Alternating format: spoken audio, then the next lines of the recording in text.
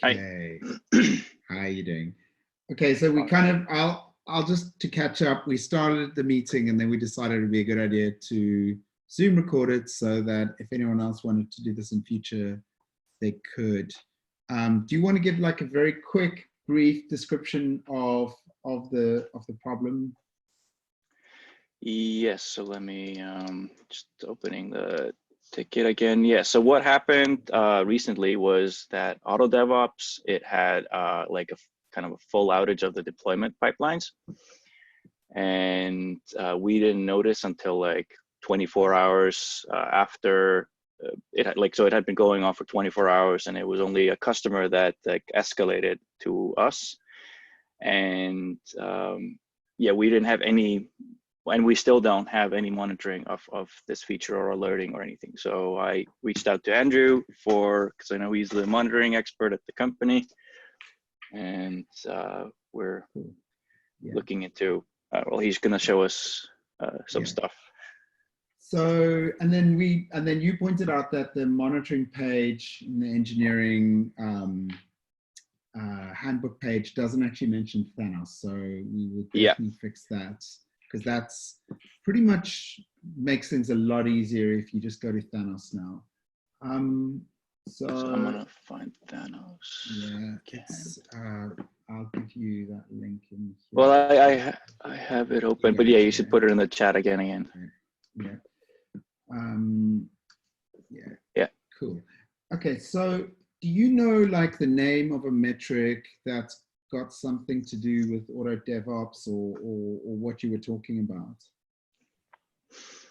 No. No. Okay.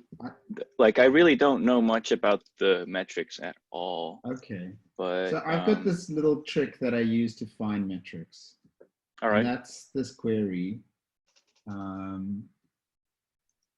I would skip, like I would just write auto or DevOps, but not both in a word, because sometimes there's an underscore. Yeah, I get it. Yeah, I was wondering about that.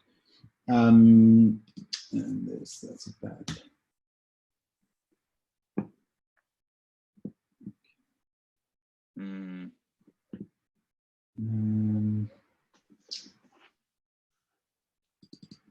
Auto scaling. You have a huge screen. Oh, sorry. Here, let's get this It's fine. Here.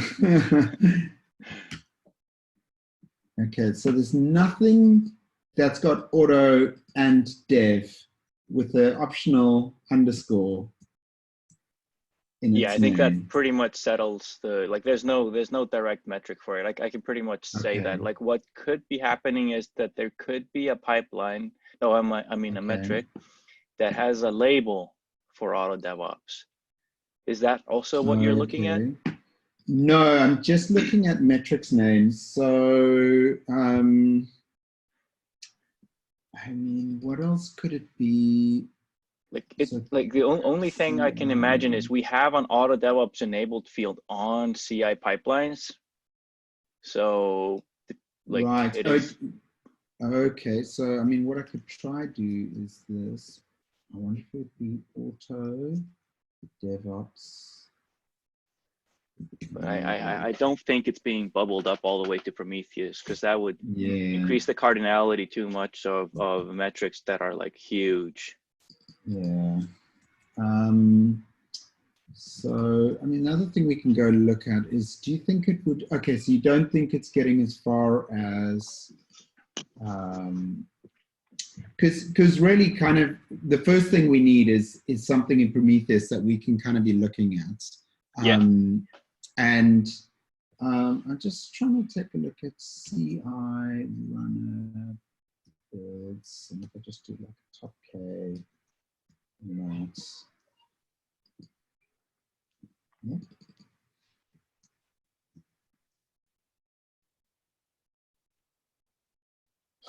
I'm just going to go into here as well. Sometimes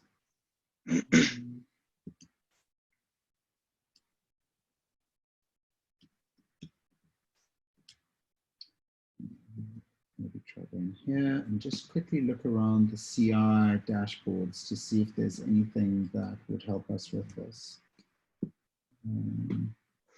Yeah, I have a feeling like I mean we probably don't have any metrics relevant to AutoDevOps at the moment because like firstly the Right. feature is Yeah. still like while Yeah. it is starting to get more popular, it's not at the scale of .com in Okay. most Yeah. ways, Okay. but it's reaching So, the point where we need to monitor it. right. Okay. So the way that I would suggest we go about monitoring it, if we don't have any metrics yet, that's great because then we can kind of do it in the right way, Mm-hmm. is to kind of start with, there's this thing called the service catalog. And that is, let me just go into our runbooks. That's basically a map of all the services in the application. And every kind of thing that we're monitoring should map Mm-hmm. back to something in the service catalog. All right. So if you go look in, or we need to create a new thing in the service catalog, I've got a pretty good idea where I think it'll go. But and I think the clue's there. So we've basically got, in here, we've got like a bunch of teams. We don't really use it as much. It's a bit out of date. But then the really important part is the services. And if we go look in here, it's like, what would be the right service for this? I suspect that the right service for CI, for AutoDevOps would be the CI runner service, because pretty much everything that you do is part of CI runners, right? Yeah, Or probably. not, or yeah. I mean, it's either there or the web. You know, the other service that we have is the web and the API, Giddily, Pages. No, I You know, mean, I if think it's some, runners are where like pretty much all of the AutoDevOps logic happens. yeah, yeah. Okay. So, I mean, we could always just come up with like a arbitrary sort of dashboard, but Mm-hmm. the thing, it'll maybe become apparent why I like sort of categorizing it in this way. And so what we've been trying to build up over the last few months is for each of these services that we've got here, we've got a set of key metrics. And those Mm-hmm. key metrics are the number of requests per second, Yeah. the number of errors per second, and then what percentage of the requests complete within a satisfactory threshold, like amount of time, right? Mm-hmm. And the reason why we do it that way and not say, what is the P95 latency of this endpoint, is because then, you know, if I tell you that 99% of the requests are coming in within a good amount of time, you know that that's probably okay. If I say it's 50%, you know it's probably bad. But if I tell you that the P95 is 3 seconds, you don't know unless you have more context whether that's good or bad. And so, you know, it's with a ratio. It's also called an aptX score, is the other way that that's known. Yeah. And with an aptX score, you know, we can be talking about Redis, and we can be talking about microseconds or milliseconds, or Giddily, and we can be talking in, you know, seconds, and we're on the same scale. It's basically a percentage, like what percentage of requests are completing.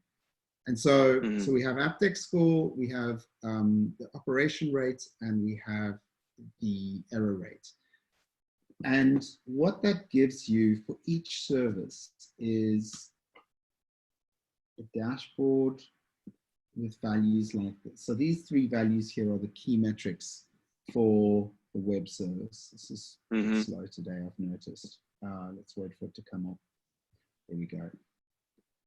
And so you can see that yellow line over there is like the aptX score. So, you know, there are these spikes. That's what I've been investigating all day. You know, something's causing us to drop down to like only 75% of requests are completing within an acceptable amount of time. So that means 25% are, sorry, let me make this a bit bigger as well. 25% are taking too long. And what we say is too long depends on the service that you're talking about. Yeah. You know, here's the error ratio. And again, we talk about it as a ratio. So it's like, what percentage of the requests are erroring out because of a server-side error, as opposed to like a 404, which is a client-side error. And again, it's a percentage. And then the request per second, you know, that's pretty self-explanatory. And then saturation doesn't really matter here so much. But like another one of the services that we've been doing this for recently was the CI runners. And this is really interesting because maybe a month ago we weren't doing this, and the metric was all over the show. It was actually really, really poor. And we got a kind of directive from senior management that 95% of CI jobs should start within 1 minute of being scheduled. And so what we could say is that our AppDex score is 1 minute. And then we say what percentage of the requests complete within 1 minute. And as long as it's above 95%, then we're meeting our goal. What's actually really interesting is that when we started doing this, our value was so poor that we actually had to set it to 50% in order to just get it to stop alerting. And just the fact that we've got, that we've been monitoring it and actually keeping an eye on it, and like it's become a thing, we've been able to improve it really, really quickly.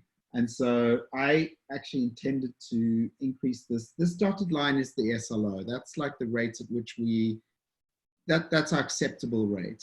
And I've been meaning to bring this up to about 80%. We're still having a few drops every now and again, actually 4 a.m. every morning. And there's a reason for that, but we see the spike. And so we can kind of do the same thing. Sorry, yeah? Yeah, I was just gonna say, where do you change these values? So there's in the runbooks, in this runbooks project, we have, there's kind of two ways. So it started off as the original way. When we started doing this, we did it as, let me just download it up. So this section here. We started off by doing this manually. And so Prometheus has a thing called a recording rule. And so what we'd say is create a recording rule that records the AppDex score for this service, kind of to make it slightly, to kind of add a little bit more complication, but also to explain it a bit better. We break services down into components. And so if you're looking at the web, we have Workhorse and Unicorn as the two components in the web. And if we're better instrumentation on Nginx, we'd have 3 components within the web service. And for each of those, we monitor the error rates, operation rates, and AppDex score, right? And then we kind of combine them together to the service level to give us a higher level view. And so here you can see we've got all of these rules, and they're basically just expressions in Prometheus. Now, this approach has worked and it's fine, but we're sort of slowly transitioning over to this other approach that's kind of new and not everything's in it yet, but I'll just show you what it looks like. Actually, and so this is kind of like a simpler approach. It sort of automates a lot of the work. And so, how did that go there? So you can see here, it's saying we have this is a definition of a service. It's the web service. It's in this SV tier, which is just a breakdown that we have in Prometheus. And then we say, we consider if 95% of requests meet their AppDex score, then we are in SLO. If it goes below that, we'll raise an alert. And the same with the error rate. You know, I think here it's 0.5% error rate. And then we're saying we have 2 components. One of the components is Workhorse.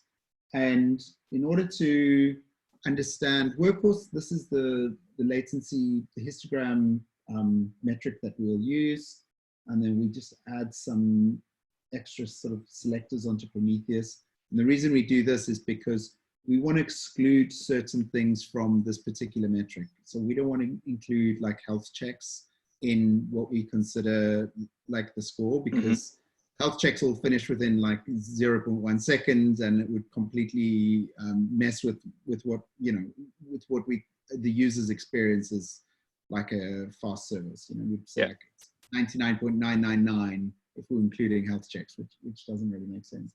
And then we've got sort of, this is kind of a detail of aptX, but with an aptX score, we say a satisfactory score is any request that completes within 1 second, and a tolerated score is any request that completes within 10 seconds, which is pretty slow, but we'll tolerate it. So anyway, we've got, this is how we define the aptX for workhorse. This is the request rates. Again, we just give it a metric, like that's a Prometheus metric, and some filters on that metric. In this case, we're just saying that it's, you know, anything for GitLab Workhorse Web, and then error rates, and then everything else is just generated for us automatically. So you don't have to worry about building up those really big these definitions. Now, so adding stuff in there, it goes on automatically into dashboards. Like this stuff is deployed to Grafana. So once it gets added in, once you add it into, yes, once you add it to the that web.json file, this one over here.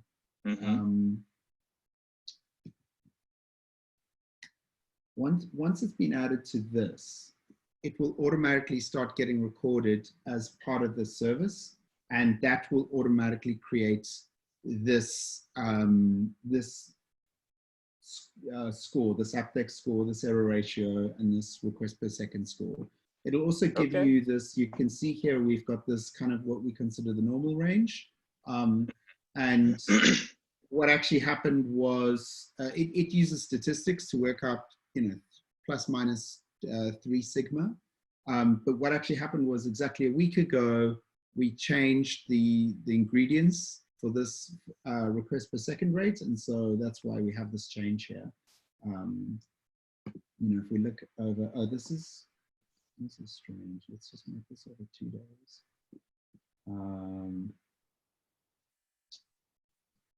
So yeah, you kind of get all of that for free. And then you even get things like the service health, right? And so this is saying what percentage of the time over 7 days are we meeting the SLAs that we've given ourselves. This works better on the web. And so, you know, we can start saying this service is getting better or worse. You know, we can say that our web service meets its SLA 96.6% of the time, and all of that gets generated automatically from this file.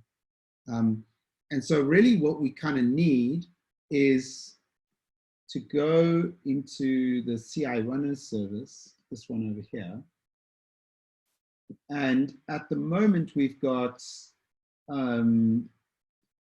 2 components for CI runners. One is polling, which is recording things that are polling for new jobs. And so we get the request rate from that. We get how often that errors. We don't really have a latency score for that because those are long polling requests. They all take pretty much 50 seconds. So it doesn't make sense in the case of polling to be saying, you know, we want to have the request completed within this amount of time, because it'll complete when it gets a job. And so it's not within the, you know, our control how long that will take. It depends on the workloads.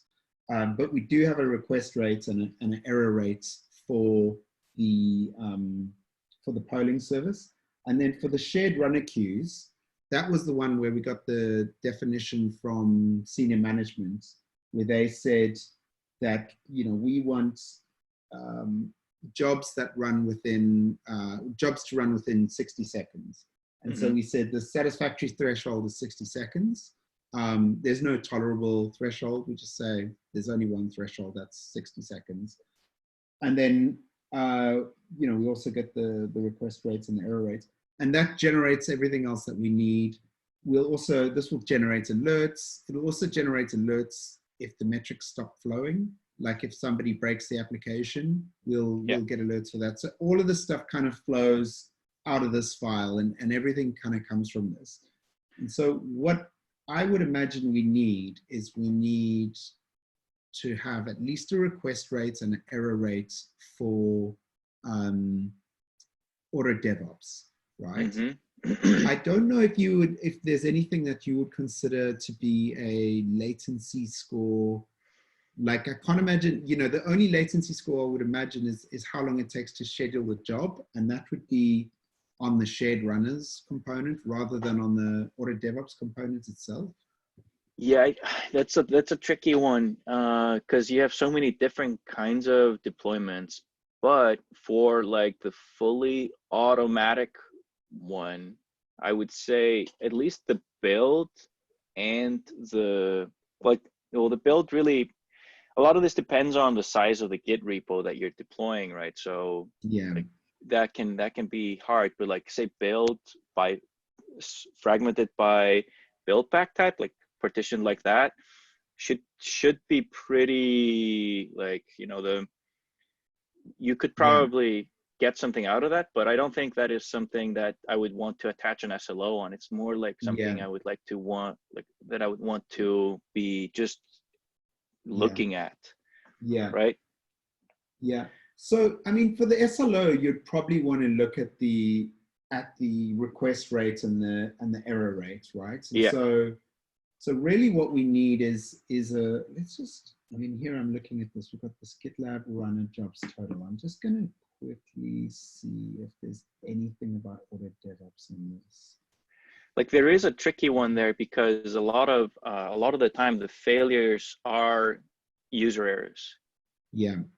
Well, okay, so that's something that if there's a way that you can distinguish between a failure because the you know, something happened on our side and something had happened on their side, like that would be way better if we can do that. Obviously, if you can't, you can't, but it is problematic. Like I'll give you an example, like with the registry, the Docker registry that we have. There's a bunch of stuff that a user can do that creates 500 errors. Yeah. And that really plays havoc with all of our alerting because, you know, we saying, sure, four XX errors, like that's the user. You're not going to wake someone up at like 3 a.m. to like look at this because it's a user's problem. But 5XX, that's a problem on the server. But the problem is that, you know, a user pushes a dodgy image and we get a 5XX. And if you get enough of those, it'll wake someone up. And so if there is a way that we can kind of distinguish between those two, that would be really, really helpful. But I know it's kind of hard. Yeah, that one I am not sure we like. I can't think of any way that like we can really distinguish it, except we could at least maybe flatten it or like try to report it by so do some, we could probably do something to have each project not have an outsized impact. Like, so if one user is like breaking the whole thing, that should still only show up as like one error in like, you know, in the time frame it happened. Does that make sense? Yeah. I'm not sure Yeah. Prometheus offers that though. We might need to do some aggregation. So what we could do is we could set the sort of, you could just have like a relatively high threshold, right? So if, you know, like if it's 10%, you know, because there's some user errors in there, that's fine. But then if your error rate goes up to like 100%, you get an alert on it, because the chances are if your error rate's above whatever the right threshold is, and you can look at the data and get a feel for it very quickly. But you know, if you exceed that threshold, and you can make it higher than you would if you trusted that it was only problems on our side, you just sort of make that threshold a bit higher and then get alerted. The other thing I didn't kind of explain is one of the things that's really advantageous about having the RPS, right, the request per second rates, is that we automatically, because of that, if the rate goes outside of that, of this boundary, right, we will automatically get alerted on it. So if the rate, if you kind of expect, and this rate, by the way, is kind of based on a 7-day cycle.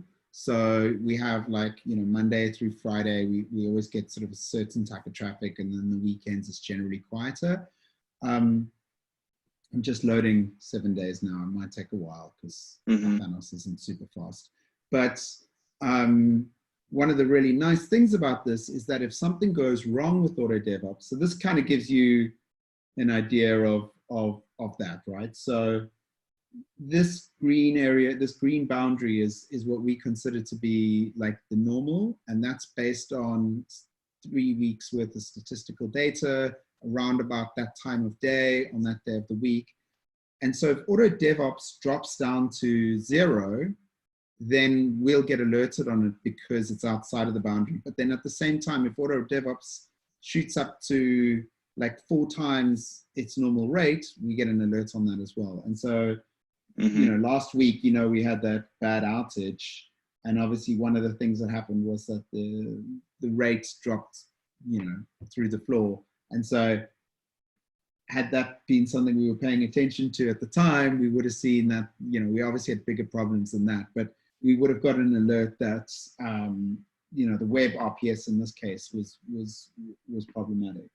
And so that would be something you get for free. So presumably one of the things that happened during that incident was that the rate of AutoDevOps jobs dropped to 0 or close to 0, and you would have got alerted on that.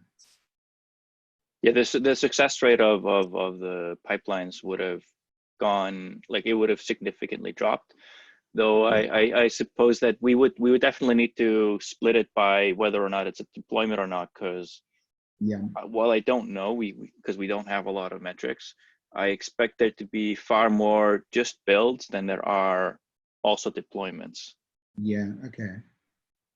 Just because we automatically enable AutoDevOps for, like, I think it's 20% of projects, and that would, like, if they don't have a Kubernetes cluster attached, it will just be a build and a test. Right. Okay. And presumably the deployment, do we deploy on non-default branches as well? Yes. So Right, we do review apps. Okay, cool. That's pretty cool. I should learn more about our own features. But yeah, so you know, I think you're right. We definitely want to kind of partition the data by builds versus deploys, and that's something. So have you kind of looked at how to put metrics into the application? Yeah, a little bit. Like, this is something that I would really want to explore a bit further, because there's, like, we could be posting the metric directly, you know, as the pipeline is doing its thing, but then you have to, like, then you're stuck with exactly the data that's in the pipeline, like in that particular pipeline. Whereas we could also be doing post aggregation of data from the pipelines table, where you could do, like, you know, say per project, you know, we had this many failures in a minute. Yeah. So, you know, that is something that I'm a big fan of, but that is more a structured logging thing, because obviously you can't have, like, per project in Prometheus, because it's too much cardinality. But there's a, you know, put that in structured logging, and that would be great. But I mean, where you record that value, you know, whether that's recorded in the runner, it kind of feels to me, I know very little about the architecture of your system, but it kind of feels like it would be better to have that in the main application than kind of exposed from the runner, right? Because the runner shouldn't really need to know this much about. Exactly. That was kind of what I was imagining. Okay. Yeah.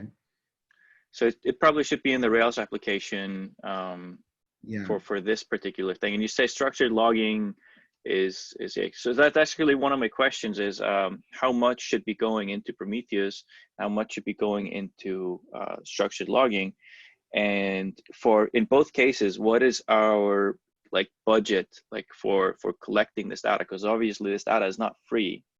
No, of And course. yeah.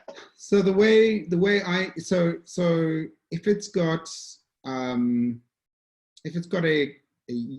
high cardinality data, if it's got an IP address in it, if it's got a username, a project, a top level namespace, anything that's more than 20, then it probably shouldn't be going into Prometheus. Obviously, we have roots and we have a few more of those, but because of those, everything else has to be smaller, because we have so many roots and we're dividing everything by that. And so we have like then on the structured logging side, I would say, like, if this is something that you would find, like for me, structured logging is about like user events or events. And if it's going to be useful for analysis at a later stage, like it's like, are more people using AutoDevOps? Is their success with AutoDevOps going up or down? Or, you know, another question might be, if on the first time someone runs AutoDevOps, it fails, you know, what's the likelihood of them using AutoDevOps in a month's time? You know, like, and then you can kind of divide data that way. Those are all things, like those are all based on events. So if it's something that like you're not going to care about from a business point of view or growth point of view, or like a diagnostics point of view, like I've been spending the last 2 days looking at all of our log data, then try and leave it out. Sometimes it's difficult to gauge that, but generally if it's kind of something that's been driven by a user doing something and that thing has started or finished, then I would record it as a structured log. Like the other stuff, less so. You know, we've got things in our logs, like every time something goes and checks for a, if the database connection is still valid. And like, that's fine for a certain type of log, but getting recorded in structured logs that might get recorded for 6 or 9 months, like it doesn't matter. Like what I'm interested in is things that like has been caused by users doing something, you know, events. I don't know, that's a kind of a loose answer, but that's sort of how I feel about it. Yeah, so Sure. there's actually there's an issue called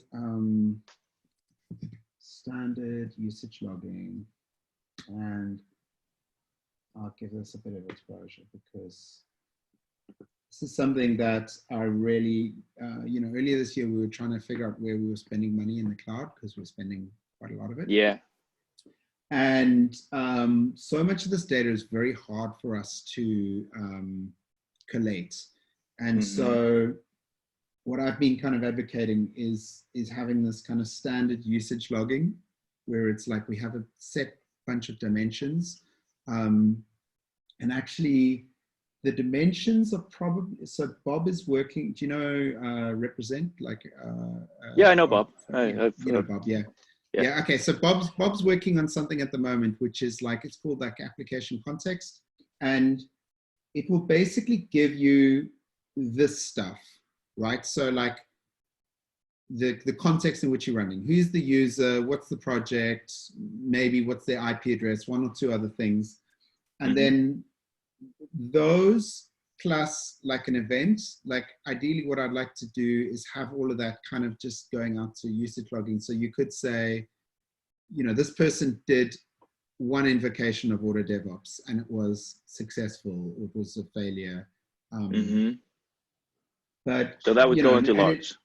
Yeah, and that would go into logs. In fact, you know, you could do one for it starting and one for it finished and how long it took to run, you know, things like that. But yeah, because then at a later stage, you can try to figure out what things are, you know, who's using this the most, who's maybe abusing it.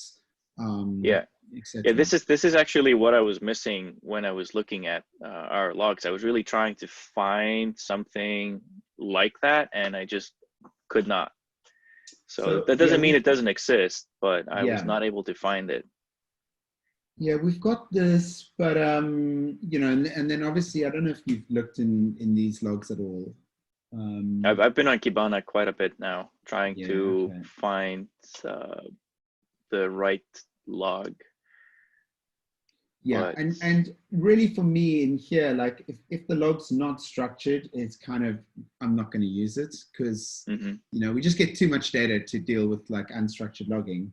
And obviously for something like Giddily, we pretty much have one log line per Giddily call, and then we can aggregate those up in Kibana. But this is you know, really useful for kind of high cardinality metrics, and being able to kind of dig in further and trying to figure out what's going on. Yeah, so back to my question about Yeah. cost, like what would help me a lot, like because I would obviously want to just collect everything because you know, Yeah, that of makes course. my life so much easier. But like, do we have any like any roughly, like if I'm going to be collecting a metric, like let's say like a single metric with a single label, like do we know roughly how much that costs? Like what is reasonable for a project that is like So, a small fraction of our pipelines?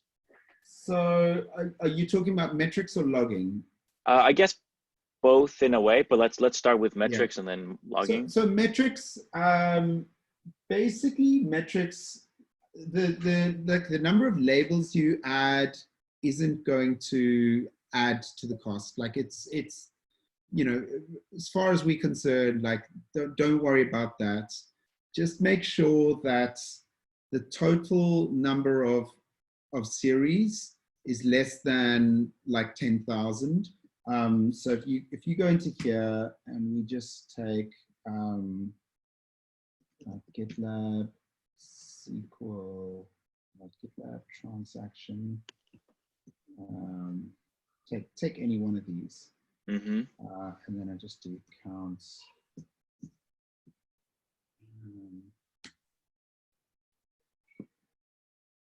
So you can see we've got sort Oh, of wow. very high cardinality at the moment on a lot of these series. And so, and a lot of that's down to, you know, we've just got too many labels on. Mm-hmm. And you got high Okay. cardinality labels then, I guess, like with a lot Yeah, of we've, well, distinct values. the problem is that we've got like a lot of servers and each server has a label. Right. And then we have a lot of routes and then we have a lot of controllers. And then, you know, for the histograms, we have a lot of histogram buckets. And so when you add all of those up, it just kind of blows out of control. But if you Mm-hmm. look on here, it doesn't, like, there's nothing in here that's really sort of terrible, right? Like, Yeah. you know, we've got action controller.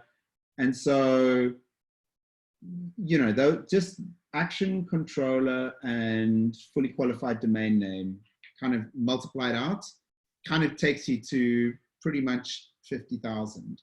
So, you know, Yeah. in your case, I guess there probably wouldn't be that many values. It's kind of like deploy versus build, success versus failure. Mm-hmm. And then sort of what you should try to do, the pattern is if you have one for, if you keep a histogram for how long something's run for, don't include on that all the other labels. So the histogram that says a build failed or succeeded is separate from the metric that tells you how long the build ran for, because otherwise you're taking 10, say you've got 10 buckets in your histogram and you've got like 10 values for, you know, whether it was a success or failure. Sorry, there won't be 10 on that, but you know, you're obviously doubling it up. So I don't know, does that make sense? Probably not. So you mean have two metrics, one for like or three, so two metrics, so one for successes and one for errors, and then a third one just for runtime. Latency. Yeah. Yeah. So although the successes and errors, I generally prefer to keep those in the same things, but just with a different label. So Right. One of the things that I think has got really good, let me just pick this out. Yeah, that's another server. question is like we have a lot of different conventions going on there, it seems, with the naming at the moment. Are we moving towards like, do we have a scheme or like, or so, like gRPC, beg your pardon. No, so like one of the problems is that like the binding between the alerts and the dashboards and the application metric names is obviously just, it's soft, right? There's no like compiler checking that everything's the same. And so generally when people change those values, there can be a great deal of pain, especially if you start losing all your metrics and you don't get the alerts and things go awry. And so I prefer to keep things as they are. This name, this gRPC server handle total is kind of a standard name. We use it on our Giddily routes, but then Thanos actually uses it internally as well for its stuff. You know, you often also see HTTP request total is another name. But in some cases, you'll also see GitLab _ workhorse _ HTTP request total. There's some naming conventions in Prometheus, and it's well documented. You can just look it up on the website. But mostly, if it's a counter, it should end with _total. Yeah. And then this is kind of protocol, sort of subsystem, and then like events. But there's not really kind of, we don't have any plans to kind of like reunite this, because it would be a very painful thing to do. What I would rather do is kind of focus on this metrics catalog and kind of like, these are like, and have this as a way of saying, these are all the really important events, and this is a map. And then, maybe in future, we could even slurp this in a CI test and make sure that the application is actually publishing these things still, so we catch breaks there early. But sure. Yeah. So it's just like when I'm picking my metric name, it needs to make sense to a broad audience, but that's pretty much it. So yeah, I mean, this pretty well documented here. Yeah. Like I would call it something like GitLab, AutoDevOps, deployments total. And builds total, and builds total, and then on that, those would be good names. If you had a latency bucket, it would be something, GitLab _ AutoDevOps, request or build duration seconds, and then it prefixes, it suffixes that with buckets, counts, and all that stuff. But take a look at the metric naming. Like one of the things that people sometimes do when they come from other metric systems is that they concatenate like what should be label values into the metric name. And that's like a big no-no in Prometheus world. So, people might say, like even successes and failures to me should be something that's in the metric and not in the, in a label and not in the metric name. Okay. So, I have a somewhat unrelated question, but a follow-up more. It's so now, say we've added these metrics, right? Like, who owns, like, and there's an incident, who gets the alert, and like what is the process like? Okay, so at the moment, it's like all the monolith. There's actually this thing that's coming in that we did on Sidekick workers with, I don't know if you saw all that feature category attribution that we did on Sidekick workers. I saw that, So the next step of that's a bit paused because we've got some problems with Sidekick Prometheus at the moment. It's not working very well. But effectively everything's attributed in that way. The next thing that we're going to do is we're going to start enforcing the same attribution on alerts and on services as well to some degree, so that we can say, or at least on the components, so that we can say like, whose is this? It's still going to be very difficult. There's a lot we need to think about with that, but what we can do for now is we can route stuff to a channel. So we could set up, we're actually just talking to ZJ about this morning, where like every team has a channel, and we'll get it in the production channel, like we do with in our alerts channel, but then you guys will get it in there as well. The challenge is to kind of get like, if there's no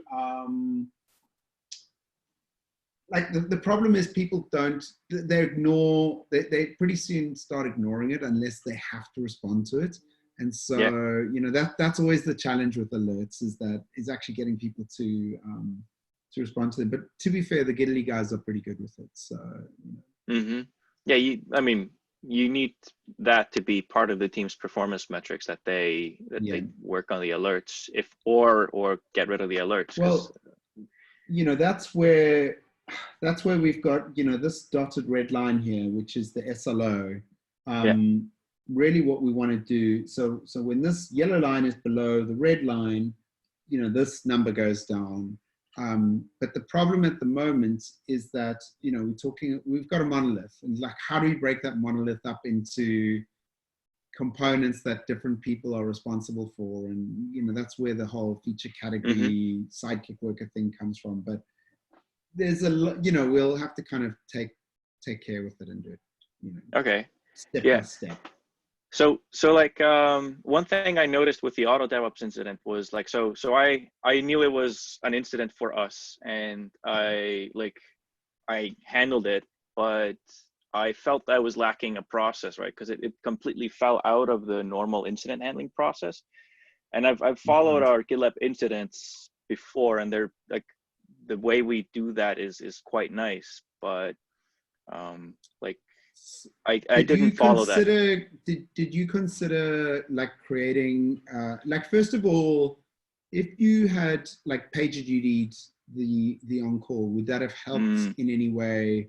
You know, because maybe we need to think about a broader sort of incident response framework.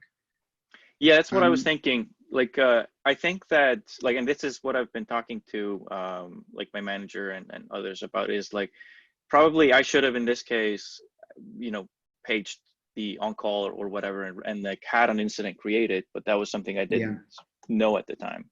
There was also an already ongoing incident, which confused me a little bit.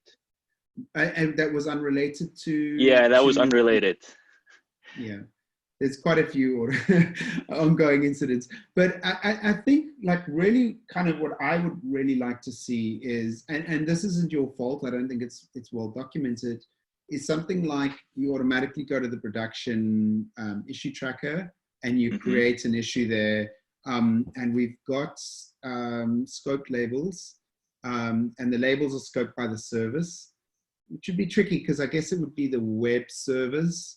But maybe what we need is feature category scope labels as well. So we can say this incident was related to this feature category. You know, and obviously not in all cases can you do that, but in some cases you can.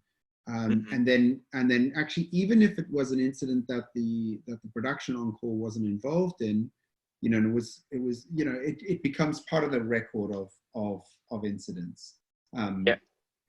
You know, and having it in there, because, you know, if everyone's creating their incidents in their own tracker, it's kind of hard to keep track of them. Yeah, for sure. That would be like, so I think this is a great idea. I would want to, like, for the next time something like this happens, I would want to follow those steps. Yeah. But yeah, we need to figure that out. Cool. I'm going to stop sharing, and we can probably stop recording as well.